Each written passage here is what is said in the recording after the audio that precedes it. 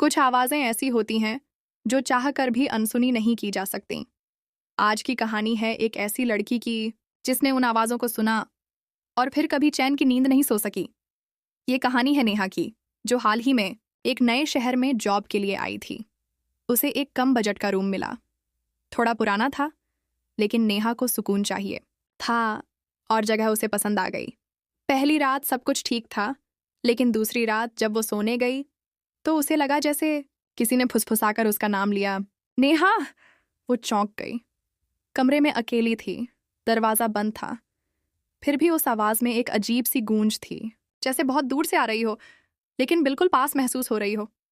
हर रात वो आवाज़ तेज होती गई। नेहा अब डरने लगी थी। वो किसी से कुछ कहती तो सब मजाक उड़ाते। शायद नया माहौल है, थोड़ा डर लग रहा होगा। लेकिन नेहा जानती थी वो अकेली नहीं है। एक रात उसने दीवार की तरफ देखा और उसे दीवार पर एक चेहरा दिखा, काला, धुंधला और गुस्से से भरा हुआ।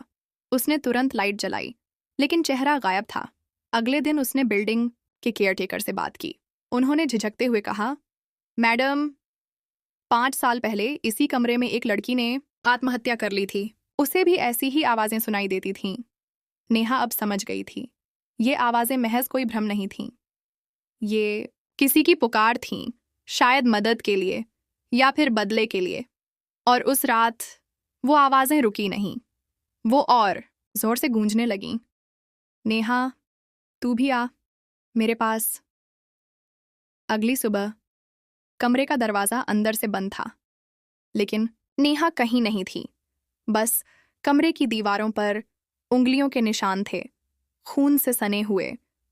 वो आवाज़ें अब भी सुनाई देती हैं।